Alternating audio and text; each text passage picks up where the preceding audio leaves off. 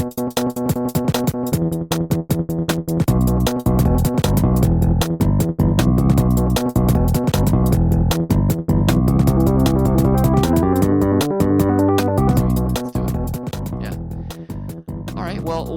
everybody to Get Smarter and Make Stuff. Today is Tuesday, April 13th in 2021, and I am so happy to have on my good close friend of many, many years, Rob Stenzinger. Welcome to the show, Rob. Thanks, Craig. Thanks for having me here. Oh, no, not at all. So as I've said before, told you and anybody that listened to the one other show that I've made so far, the premise of the show is pretty simple. We have a show called Get Smarter and Make Stuff. So we talk to people about how they get smarter and make things. And so the way we do that is by asking two questions. What are you learning and what are you making? And I don't really care what order you answer those in, but I will say, just by way of introduction, and if you care to introduce yourself to our audience as well, that would be awesome. That I really would have a hard time thinking of a better person to talk to about these topics. As long as I've known you, you have been, interested in making things of various kinds. You're an artist working in visual arts at times. You are a podcaster yourself. You have made video games. I don't want to give away too much. Like you're going to talk about some of these things, at least I'm sure. But you also have been someone I've always looked to as someone who has invested heavily in learning in making your brain better, and you have a really, I think, disciplined and structured approach to that. So anyway, all of that is, to me, when I was thinking about who can I have on to ask these two questions to, your name immediately leapt to my mind. I'm lucky, actually. I know a lot of people who fit the bill, but certainly you're way up at the top. Hence you being here with me on this, what is, as I record this, the second show. Whether it'll go out second or not, we'll see. It depends. I have a few other guests I'm talking to, but all of which is many, many words from me when the point is to talk to you. So I will throw it your way. Like I said, the two questions. Feel free to tackle those, or if you want to, kind of introduce yourself to our audience as well. To start off with, any which way you want is good, and I'll jump in with questions as I have them. Super funny. You're really kind. Thanks for all that cool stuff you said. Where do I begin? I am, like you said, I'm Rob Stenzinger. Let's see. I am someone who identifies as a user experience designer professionally, but I do a lot more stuff than that, right? Titles are important. They let us sort of Marco Polo find each other to help out to make things happen. But at the same time, we're always way more than a title. Sure. Let's see, learning and making and talking with you about that sounds pretty awesome, obviously, because I know this is, we've had this in common. It's been obviously an ongoing thing in our friendship to sometimes just listen and learn from one another, just see what we're working on. And also the, sometimes super disagree. Yes, that's true. Yeah. Especially in our younger days. But I don't know, learning and making, and where to even begin. One thing that stands out for me is learning is such a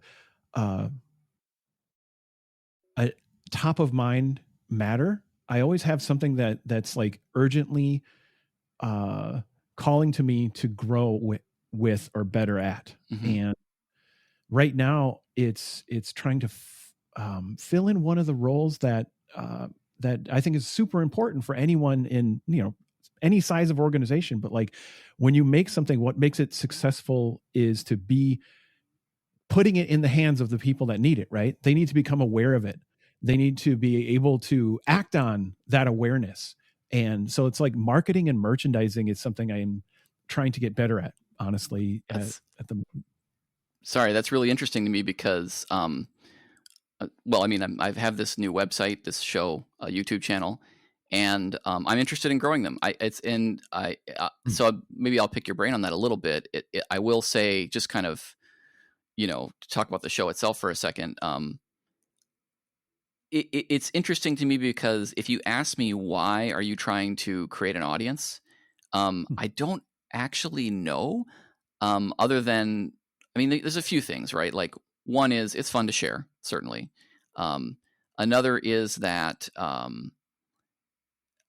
it kind of to see if I can. A third is that when I did my last show, the Cognicast, I really enjoyed when I would meet listeners and they would express, pleasure at having consumed the show. So that was really cool. I could have some great moments in my life where I would met somebody I'd never met before, and they're like, "Hey, I've listened to 100 of your shows or whatever," and I'd be like, "Oh, I'm so sorry," jokingly, of course. But it was really, really cool that they had that positive reaction to it. And I think the subject material here is different. Like, this is not going to be a show about closure, which the last show primarily was. But I think people have kind of the same relationship to the material, which is to say making. Like, I mean, there's the whole thing about the maker movement right now. And I do actually like that word a lot, although I haven't tried to really plant a flag and say this is like a maker, show or a maker website. It's got that in it for sure. But I think people feel strongly about that stuff like you and I do, right? Like you and I feel strongly about creating, but also about learning. And I think that's a super important aspect that I don't want to leave out. Anyway, my point is that marketing and, marketing and promotion is a little awkward, right? And so I'm kind of curious if, as you've been learning about these things, whether how much of it has sort of been, reflective, has been about, your attitude towards putting yourself out there. I mean, you've been doing it for a long time, but I just wonder what your relationship with that aspect of it is. Well, let me see what about I don't know if this goes in the direction you were curious about, but your marketing stuff, as soon as you're making something, you've interrupted the world, you've imposed your will in some manifested state, and you put it into the, whatever, a website, a tweet, a video on YouTube. But then, and so then you're incidentally marketing just by breathing, but then, people bump into things or notice, or the coincidence of time and an algorithm and what have you. But how do you turn it from incidental to intentional and then, useful, and get outcomes based on, where you're trying to go? Mm-hmm. And so I want to stop you there for half a second, because I'm just curious. Like, I don't think making is necessarily marketing. Like, if I go into my shop and turn a bowl and bring the bowl back to my office and sit it on my desk, I haven't necessarily marketed. So there's an activity there that's really separate from making itself. Well, so like the marketing, you put that bowl on your desk, but then someone walks into your office and notices the bowl, right? Okay. So you put something in the world, and if anyone other than you ever encounters it, I mean, I think the only way to avoid marketing completely would be to, lock the stuff away. You burn it. Yeah, burn it. That's sure. Okay. All right. Fair enough. I mean, I certainly will say that I think, whatever, this is a kind of a total aside, but one of the really interesting things to me is that I make an object. Oftentimes it's a turned object, a bowl. I like wood turning. Still a beginner, but having a lot of fun with it. And then I'll immediately bring it upstairs and show it to my kids and my wife, which is interesting, right? That gets to what you're saying. And as a total aside, what I've found that they always do is they smell it. Like, it's made out of wood, and they'll hold it in their hands and they'll run their hands over it and they'll bring it up to their face and they will smell it. I have no idea like what point I'm trying to make with that, other than like it happens every time, and I don't know what to make of it. And I don't think it's just them. I think I probably do it too. I just don't notice. Anyway, kind of an aside, but you're right. Like, that is a thing that I do. When I make something, I go and I show it off right immediately to the people in my household.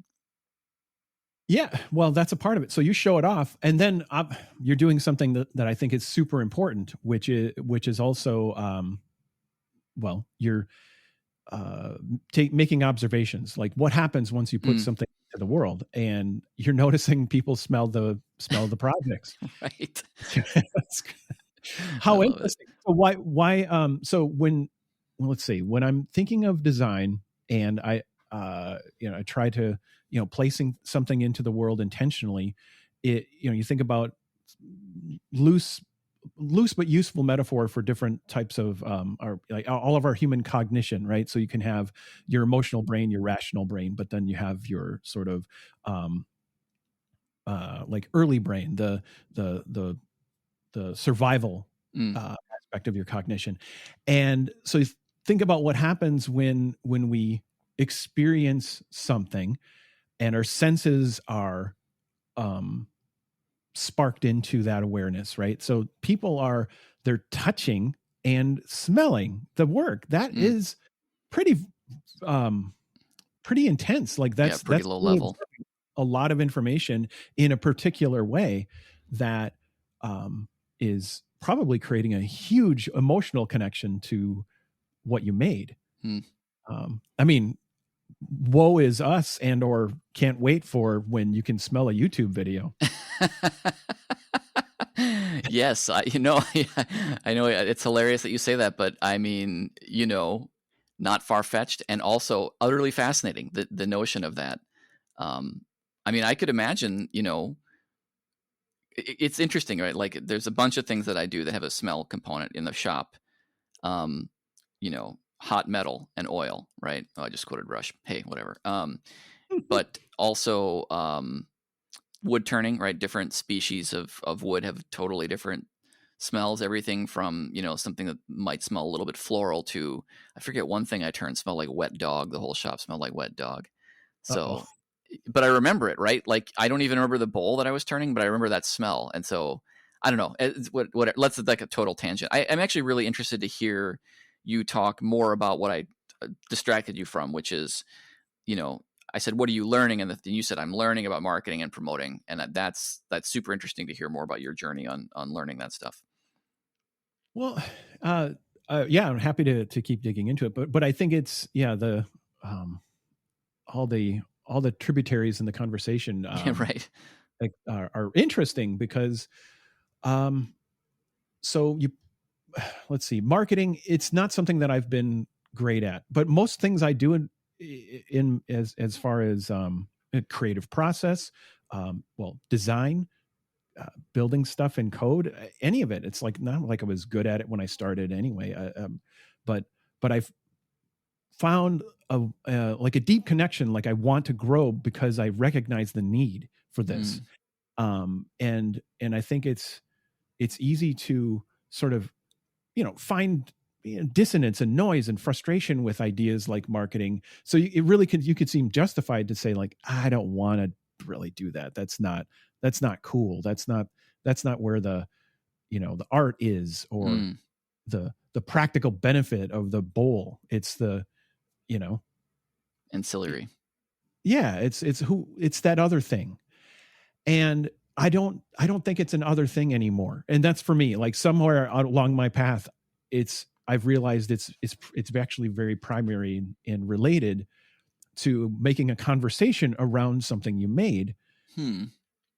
And it's not artifice and artificial, but yeah, we see that, of course.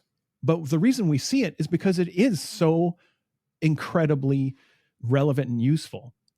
And just because we're not using it in those kind of ways, like obviously we're exposed to lots of marketing and Sure.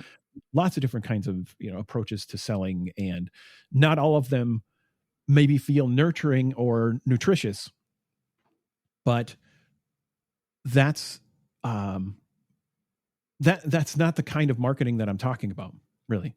Hmm. um, because in order to do that kind of marketing, well, you probably need a huge budget.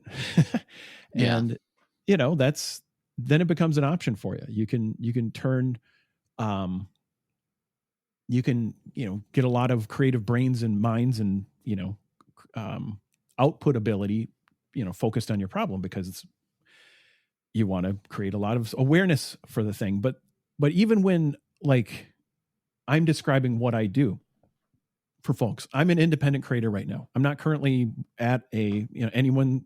I'm not working for an employer. Hmm. uh, that's been a back and forth thing along my career path. And and I don't have one dedicated single-minded professional output either, right? Sure. So that amplifies my exposure to this need. Sure. Because I can say, for instance, if I was a independent contractor, I can say I'm a closure programmer who builds large-scale back-end services. And in that one sentence I've described, it may not be everything I do, but like it's a pretty good, it nails it down pretty good. I know you have, I think what you're saying, and because this is how I understand you anyway, is that it's not quite so narrow or simple or whatever you want, however you want to put it. So if I am consulting in UX, I have some similar shorthand, and that works fine. I'm a UX generalist. I'm a design co-founder. I'm also a UX coach. All these things I can, consult in and provide good service for. But like, that's not, well, I'm working on a book. I'm working, on a podcast and projects surrounding it. Working on updating a video game that I've had for a number of years. Guitar Fire, yeah. Yeah. And so I've got, these are all very different things that in order to market successfully, they are specific conversations. And I have struggled with specificity a lot. And I think it's intertwined with the marketing thing. Sorry, when you say you struggle with specificity, you mean to like express it, or that I'm not sure what you mean. Could I get more specific about that? Yes, indeed. Okay. I love to listen and respond to problems. This is my nature, right? It's nature, nurture, habit thing. Very well established as far as an approach. And it works. That's not a bad bias to have if you're a designer, because then you can, see things as they are and try to, you don't just show up and impose a prescription to be like, well, this is how you should do it because I say so. It's no, I'm curious. What do you need and how does that work for you? And, but that doesn't work. Like that approach isn't inherently the greatest foothold to then get specific, because it's this ambiguous loop of like, right. Well, what do you want? Well, what do you need? Well, what do you have? Yeah, right. That's the old joke, isn't it? Oh, I'm a consultant. Well, what do you do? What do you need? Yeah. Yeah. So with, and I think I encountered a pretty fun example of, I guess, inspiration when I was, I studied coaching formally a couple of years back. And one of the only things I've chosen to get certified in, and it's, I guess, right place at time and right time for all kinds of things in life. But then during that training, my teacher and mentor, her approach to her business is, it is so specific, and it just made me think, like, how could I ever get that detailed about anything I do? And so she doesn't coach just anyone, right? So she coaches, I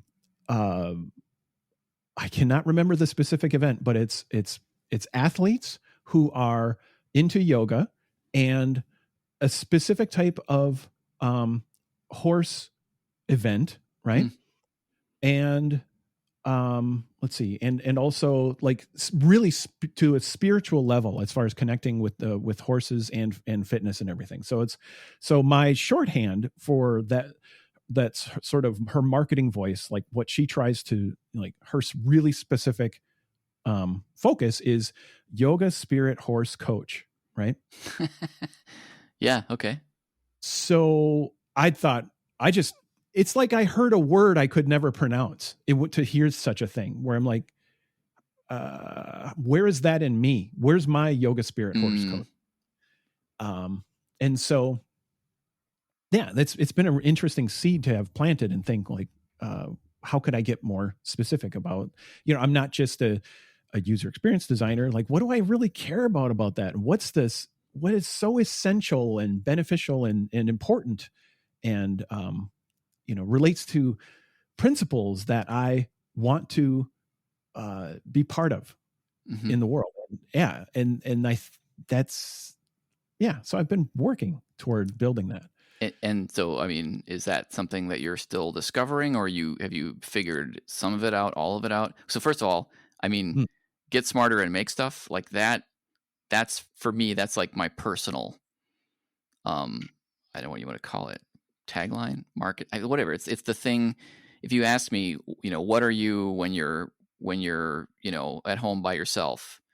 It's that, right? It's those things. So have you made any progress on that? Because I mean, I would love to hear your, what was it, spirit horse My yoga spirit athlete horse coach, something like that.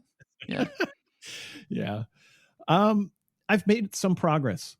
But I've also gained more appreciation how this process needs to happen for every separate project, every Oh. product, right? It's not a one thing. Because I'm not one thing. If I were like super a specialist, if I was inclined to do just the one thing, then yeah, I'd probably have to do this less often. But Interesting. Okay. Makes sense yeah. though. And so this has helped me with when I'm teaching, things related to user experience, what exactly do I want to teach and why? Like, what do I think is important? And what have I seen in the world that, like you've said, you've had folks who come up to you and have listened to your shows and they're like, yeah, thanks. This was really cool. And like,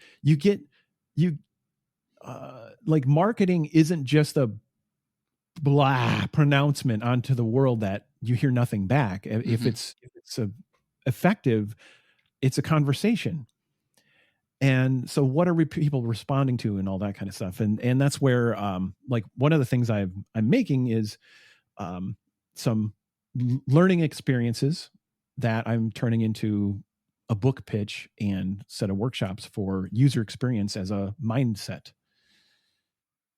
And, cool. Yeah, so because to get, instead of thinking that, well, UX is a function that, works, in parallel with other disciplines, it connects them, it learns from the points of view of others and all that, and creates essentially some kind of documentation of hypotheses of how stuff could be made better in an incredible way, to be like, yeah, this is, we learned this stuff and now this design represents that learning. And I can do a lot of different things, and I have in different organizations, teaching and helping spread the practice. But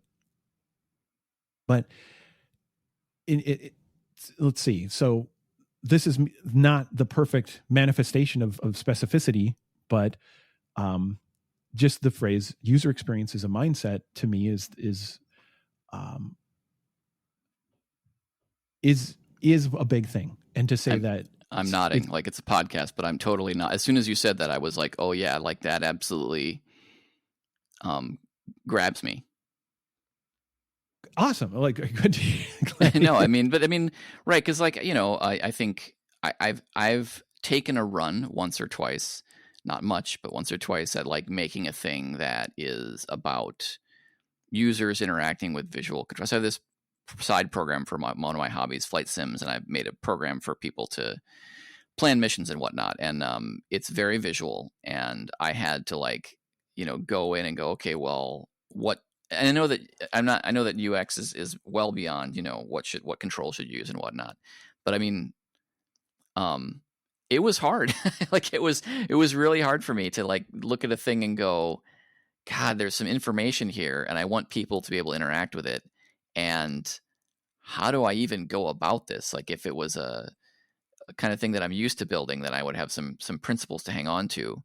But to even, so just as a very tiny example, and maybe it's obvious to most people, but things like don't let users do something that is going to fail, right? Like that was kind of a mini realization for me. And it played into things like, well, if they're typing something in and it needs to be a number and they type in a letter, well, already it's going to fail. And so they should get feedback about that right away. I know this is like, I am such an amateur at this, but I'm just trying to explain how what you're talking about really like is like almost like a light bulb, right? When I think that gets to what you're saying is, find that pithy is maybe a too casual a word, but that statement of a kernel of something. I don't know. Maybe I'm off base. I don't think you're off base at all. I think you're describing one of the most powerful principles that I think is worth spreading in user experience and making things better for humans, which is uh, you could describe that in a few different ways. I tend to use either reward people's time and attention, right? Mm-hmm. Or say, well, don't punish them interacting with your experience, right? So, or reward interaction. Any of those get to the idea that you are describing, which is really powerful and isn't present everywhere. But you can say, once you've made that decision, this this idea needs to be reflected and like part of the editorial or verification or testing of this thing that you're creating. You need to make sure this is present. We're not setting up people to fail. Okay, that's Right. pretty cool. That's awesome. I think that's. I don't think that's beginner at all. So. Oh, thank you. Anyway. You said something really interesting. Actually, it was another phrase that jumped out at me as, and I know your point today isn't come up with the 4 words, right? I know that's not the point, but nonetheless, it's an idea that's kind of. I'm open to it. I'm happy to land on an answer. Right. No. So the one that you laid down that really struck me as another, significant one was make things better for humans. Like that phrase, like it has so. By the way, I will take a moment and say this is exactly what I want this show to be about. What are we talking about? We are talking about making things, because like all of the stuff you're talking about is like about making stuff, and we're talking about learning, and they cross over, and they like the lines blur. So good. Anyway, but that make things better for humans is just so, like, every word in that is to me is like important, make things. Okay. Yep. We're like, it's a creative act, better. It's got to go in the right direction for humans. Like this, just, I don't know. I love that. I'm glad to hear it. I can, let's see.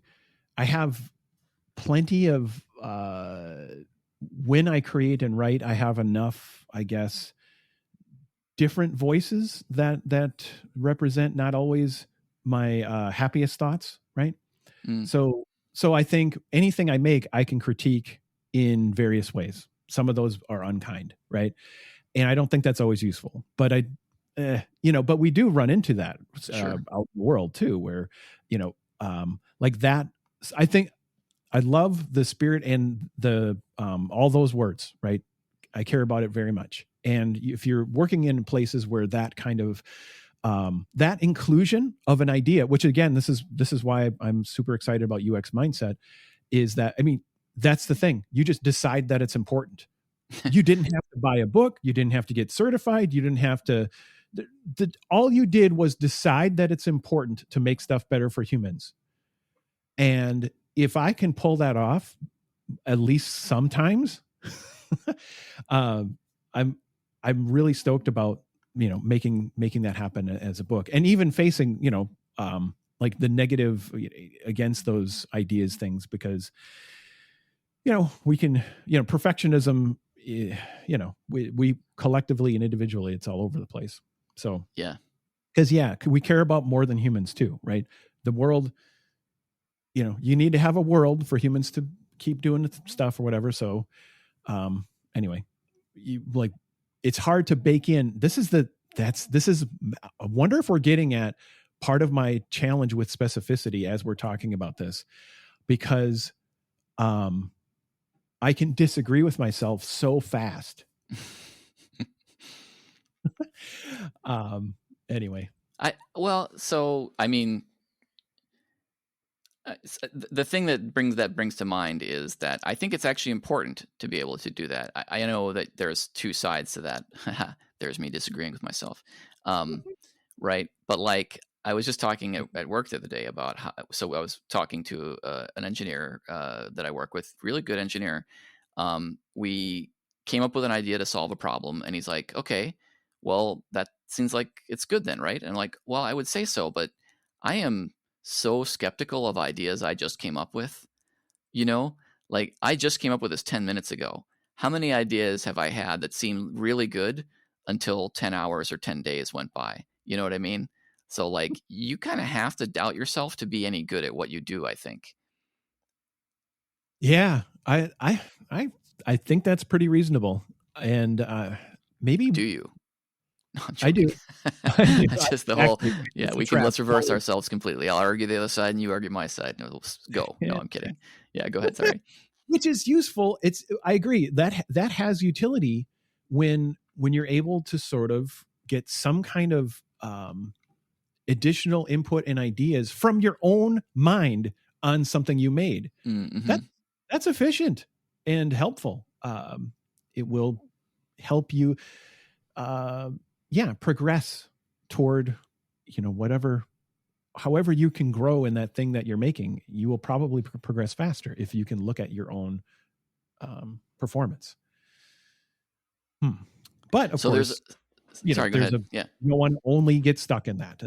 That's where I'm actually. Right. So one of the things I try to keep I have piles of heuristics I carry around. So one of those is considering the idea of a creative endeavor is actually a multi-phase process that can happen really quickly, but it's useful if more of the phases happen than less, right? So if I'm going to create something, I need to be in a mode of openness and exploring and absorbing stuff. But then I need to be composing and creative and clever about that stuff. But then I need to be evaluating and discerning. And finally, I can't just play in those other three modes forever. I need to finish a thing, right? Mm-hmm. So if I do all that, then I'm probably in a more healthy creative situation than not. That's interesting. That echoes something I've said about so for me, it applies to software. When I'm, working on designing a system, for larger efforts, I always feel like it's a coarser grain description that what you're using, but it sounds congruent. There's a phase of divergence where the number of ideas you're considering is growing. And then there's a phase of convergence where the number of ideas you're considering is shrinking. So it's sort of a diamond, right? It starts out narrow, it widens out, and then at some point you turn the corner and bring it down to a single point. And I think your 4 phases are a refinement of that because, there's a sense in which more options is desirable, right? So you're being open, right? But then you start to consider all the trade-offs and you start to prune things because you're trying to get to that end phase where you've shipped something. And ultimately you do have to pick a thing, even if there were other options that seemed viable, you still have to discard them for purposes of completion or whatever other trade-offs you're navigating. It's interesting to hear you describe it that way. I like that. I think it's actually, I wonder whether the way I'm describing is sort of a temporal view, like as time advances, it diverges and converges. But what you're talking about is actually more qualitative than temporal, right? Like that these ingredients are always there in greater or lesser degrees. And there may be a correlation where as you progress, you emphasize them more, in different proportions, but it doesn't seem like that's like what the way you're looking at it is not quite as much about a progression as maybe it is to you. I don't know, it seems to me like maybe it's not as much a progression as it is just like that you don't want to forget one of those things, if that makes sense. I mean, in a way, yeah, it's like a purposeful checklist to ensure that these different ways of solving problems are represented. But I think taking a temporal view is really useful as well because so like, are you like in explicitly the mindset that right now I'm in the phase of openness, and then there's a moment where you're in the phase of the next phase, or is it more depending on what I'm fuzzy? making. Yeah. Sure. Okay. Sure. It's fuzziest when I'm writing. It's pretty clear when I'm drawing. It's fairly clear when I'm prototyping something interactive. But it varies. I think the less familiar space I'm in, the more I like to purposefully interrupt myself and say, all right, where am I at? And wayfind. Whereas with doing an illustration, it's there's far less variables and a lot more familiarity. So Interesting. Yeah, It's interesting. yeah. Oh, I don't know. Where would you like to go next with Yeah, good this? question. So, I mean, I would like to hear a bit more. We've touched on this, a lot of this stuff. You're writing a book. You've got a lot of things going on. Is there anything in particular that you have made recently, maybe more in the form of like something just for you rather than something that you're putting out there that you found especially interesting or fulfilling or whatever, like an object or an art piece or whatever it was? I I don't have that right now Hmm. because I'm working on so many things that are uh they're I'm working on a few different like it's my portfolio of professional endeavors, right? Sure. So Yeah. and they all originated from me. So but they all inherently have, share the thing of they're going into the world. I don't currently really have a something that I'm the closest I have to that is um when I pick up my instruments Mm. to play music. That's ephemeral for the most part. Um lately. I will go through times of, trying to compose a song or a section of a song, Hmm. but that's where it is just for me. You mentioned instruments. I know that you and I actually used to, when I was first. I mean, I'm still a beginner, but like when I was very beginner as a bass player, you and I used to have a lot of fun just jamming. And you Mm, would play the drums. And I think since then you've purchased a bass. Is that right? yeah, yeah. Yeah, I my primary instrument is guitar, and music overall as a space of learning is something that I've stuck with intuition more than I've allowed. I don't do this with any other pursuit. I I tend to try to do some combination of theory, practice, exploration, test ideas, and whatnot. And I don't really do that as much with music. sure. Um, Yeah, nothing wrong with that. so, but so I play. I don't know, and I guess that's some context for playing, um, I, which I, you've experienced what it's like. Where I I'm communicative, but I'm not like theoretically easy to quickly get on the same page with. well, I mean, yeah, whatever. It's all good. I was going to make a comment about how like how we used to interact in particular was I was at this place where we would play and I had just started learning theory and so I would try to communicate with you about you know hey, are we playing in Phrygian, and then I would confuse the heck out of myself as to whether C major 7 was a legitimate chord in Phrygian, and I think frankly I muddied the waters a bunch. Since then, I've actually leveled up on theory. I'm still no great shakes, but I will mention there's a great YouTube channel that I think you would like, and a lot of other people if they're into this stuff at all. Um, Jake Lizio, Signals Music Studio. He has some really excellent videos on. It's on music theory, but I think it's a version of music theory that people that are more into the practical aspects, like why learn this so that you can write a song. Like for me, I actually enjoy learning music theory for the sake of learning theory, although I've been interested in songwriting at times too. But he is really good. He's a guitarist, so he approaches it from the direction of that instrument. Although um, he's what he's talking about applies to whole song composition. But I think you would really dig it actually because he gets right to the meat of it, and he writes a song in pretty much every. I don't know if it's every, but many of his videos where he's talking about the major scale. He writes a song, and here is how you apply this notion of the major scale to writing a song. And I think you would really dig it if you got to the point where you just wanted to kind of maybe just see whether that kind of stuff would Mhm. move you farther down the path that you want to travel. Maybe it doesn't. Like you just want to pick up the instrument and play. That is 100% okay in my book. But if you do have any interest in checking that out, I think he does a really great job of pulling that together. So good stuff. Yeah, I'm curious. I will Yeah, have to check that out. Jake Lizio. yeah. I think it's Signals Music. If you look Signals Music YouTube, I'm sure you'll find him. Oh, That's cool. the name of the station, and I'll put a link in the the show notes. I'm not going to be doing like major show notes for this show because, frankly, having done whatever 120 episodes of the last show, the thing that almost killed me on that was all of the other production stuff. So this show's going to be pretty light. We will link to the guest and like that YouTube thing I'll put in there. But, if this becomes something where I have to hand transcribe every episode into 3 languages, it's just not going to happen. So I'd rather have more episodes that are easy to produce than vice versa. Mm-hmm. Yeah, there's a lot of good tools in the world too, as far as folks if they want automated transcriptions and all this stuff. And I may do that stuff eventually. We'll see. But like I said, this is episode number 2 of who knows how many. Two things in reaction to that. Please. I am.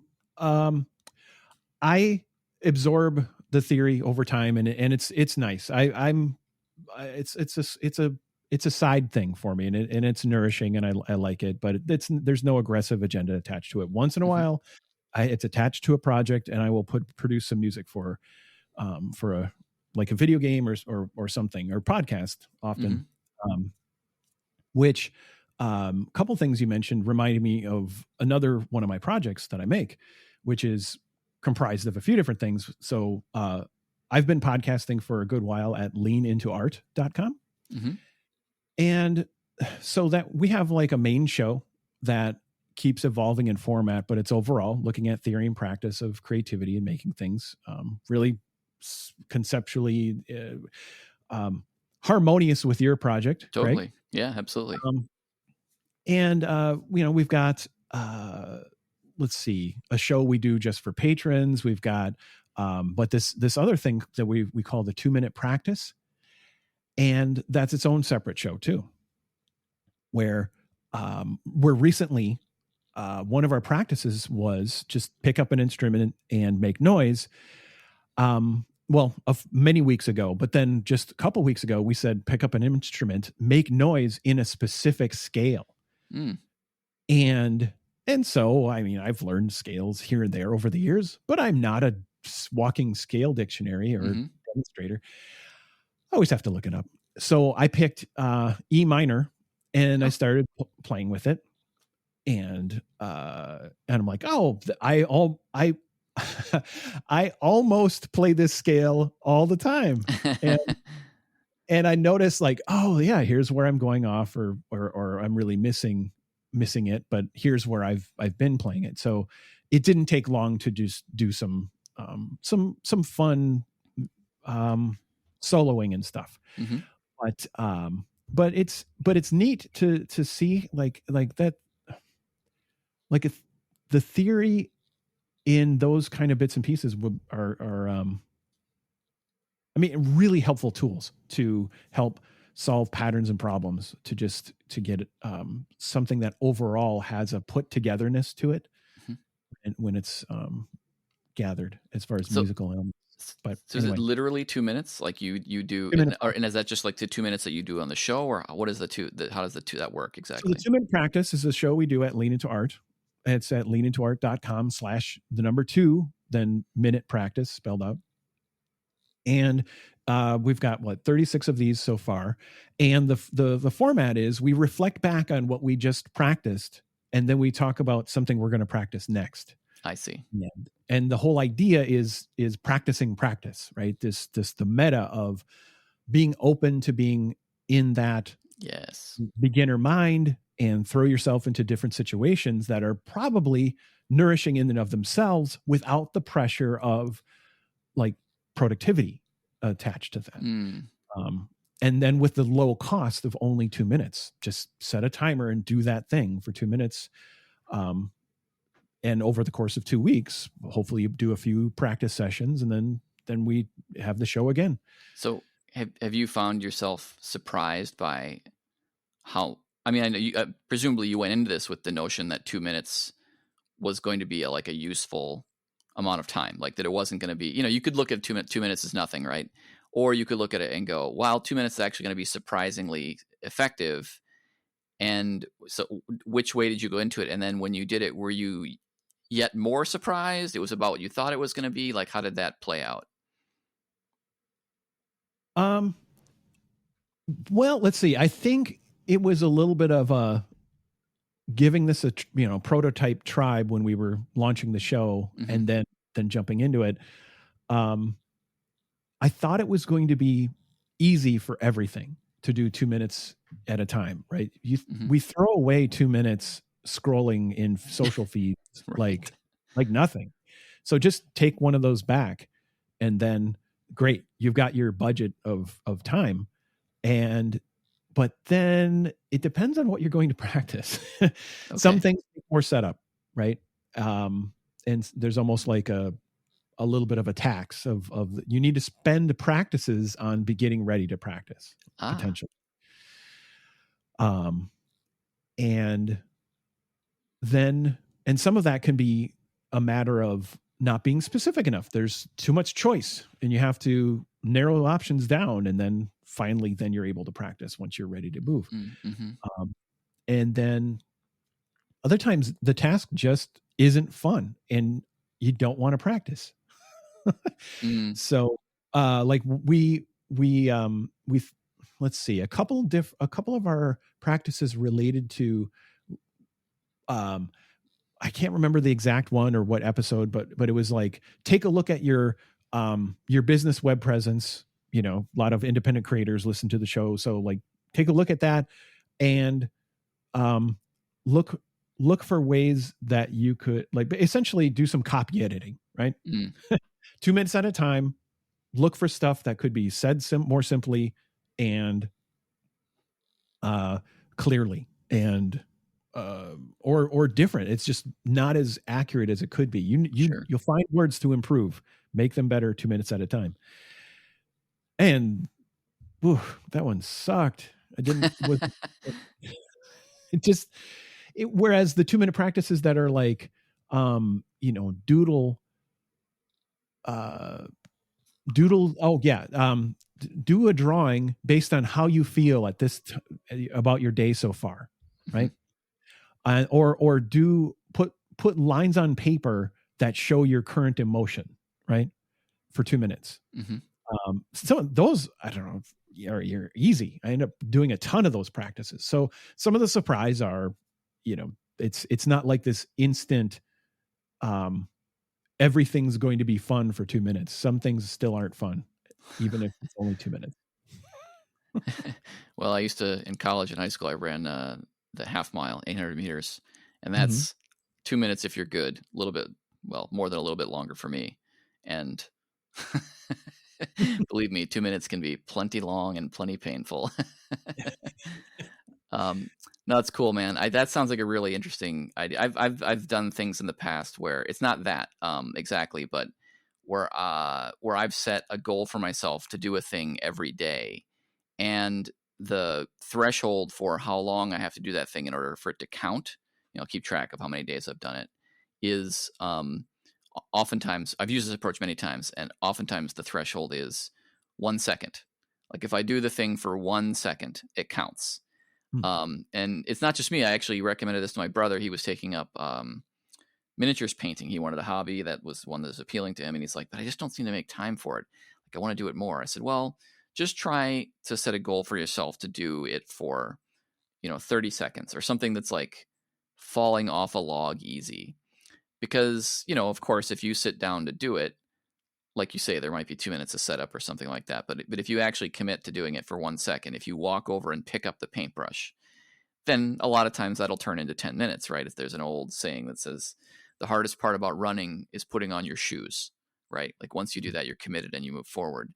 And sure enough, for him, as it was for me, he found that, when he committed to 1 second, like he did it a lot, and it was even to the point where he'd be out, doing something, watching a movie. He'd get home at 11:50 p.m.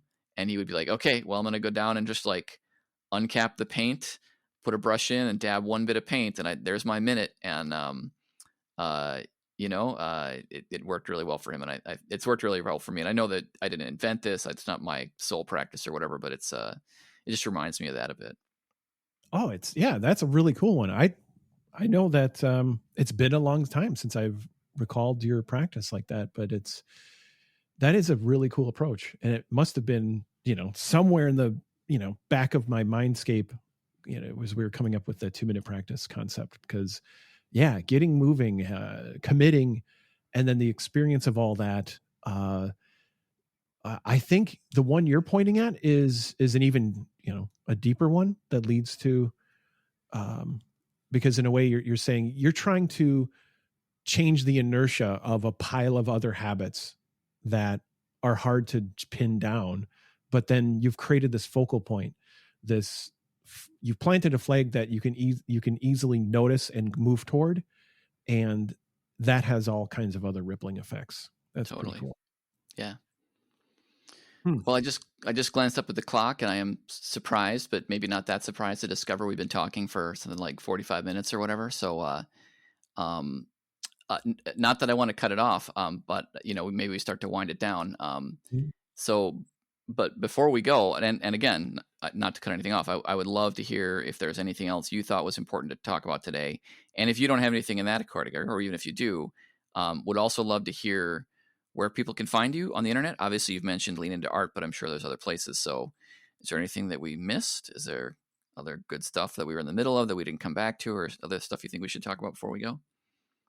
Well, let's see. You mentioned there was this, you said, hey, at some point, make sure you drop some wisdom. And is there, Oh is it, yeah, is that right. prompt? That's the final question. So no, we'll come back to that. But I'm Right. looking forward to your answer to that as well. I can As sweat for another couple minutes that's right, before. that's right. You have like a grace period. Clever. Excellent. Whew. What else? Let's see. I am, I don't know. I'm grateful to be here. It's fun chatting with you about all this kind of stuff. Uh, like learning and making are super intertwined to me. Hmm.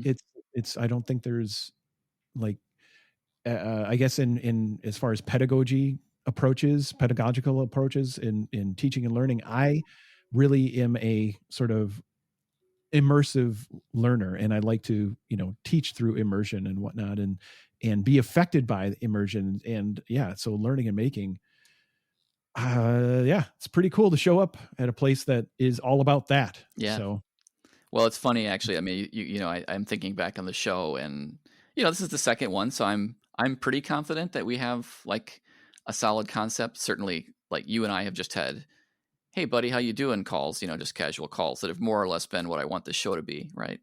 But I think if I look back and I think about like taking the whatever 50 minutes of show we're going to wind up with, there's no way I could take a marker and draw. Here we were talking about making stuff. Here we were talking about learning. Here, you know what I mean? Like it's like totally. If it was red for one and blue for the other, the show would be like all kinds of purple, right? yeah, this show, probably it wouldn't be fun if it were grant funded and you had to have like tight metrics on, well, how much learning, how much making, Right. what was the Yeah. ratio. Yeah. Totally. No fun. um so let's see. Yeah, as far as where folks can find what I do, Yeah. I have my main blog and website for me personally is interactive-storyteller.com. And if you go to, interactive-storyteller.com/links, that's like my link tree is that. Cool. And you can find all this, pretty much everything we talked about here. Yeah. And Awesome. Good stuff. yeah, Cool. and then some. Okay. Yeah. Is that good? Should we go to the closing question? Okay. Cool. Well, it's no surprise. Anybody that's listened to my prior show, certainly, or this one as well, will become obvious that we always ask our guests the same question at the end.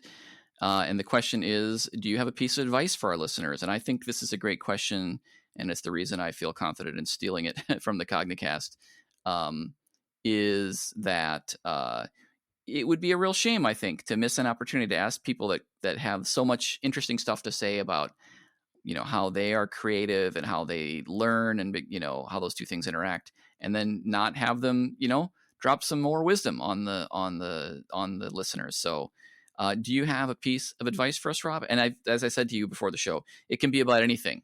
Like it can be, here is how you should shop at the grocery store. I don't care, whatever it is. I'm sure whatever you come up with will be useful. So anything, your choice. Well, I'm this one, because of circumstance, right? It's very much on brand with our conversation and with the stuff I've been thinking a lot about, which is whenever you make stuff for an audience, do your best to include them and just get good at that. Even if you're not good at it at first, it's going to make all the difference in the world, an infinite amount of difference compared to ignoring them and then making it for them anyway. So interesting. I wonder if even you if you're not good at it, give it a try. So go ahead. for instance, talk with people. It sounds wild. Like a lot of us work in organizations that's not welcome or well meant. It's shocking and inappropriate to say, well, I'm making something for these people, I should talk with them. And Right. that has got to change. And it won't change unless our expectations change about that. So if you're making something for someone, include them. Awesome. And yeah, I was just actually thinking about the fact that at work, we've hired people who are more people. We're hiring a lot. And as a result, we've wisely hired more people into customer facing positions. And we've been really fortunate in the people we've hired. And some of them are particularly good at doing that. And I've commented several times on how much of a difference it makes to have more of a voice of the customer in what we're making. I mean, we've always, I'd like to think that we've always listened, but the fact that we're doing that better. But now you're making me think about this show and like what that means for it and how I can make that more true. So good stuff, man. That's good advice. Appreciate it. Thank you. So yeah, so I mean that's good stuff. I knew for sure that like having you on would be an easy way to pass a really interesting almost hour, I guess. Talking about these two topics. You have just a lot of deep insight into these things. I've always admired your depth of thought and the way that you introspect a lot and come to useful conclusions about this stuff, and always enjoyed our conversations, and today was no exception. So going to have you back on at some point for sure. And I'm sure I'll be talking to you, anyway, because as I mentioned before, Rob and I have been friends for, oh my goodness, now 30 years, I guess, more than 30 years. So awesome to talk to you today. Oh, it's an honor. Thank you very much. Yeah, likewise. All right, cool. We will close it down there. This has been Get Smarter and Make Stuff.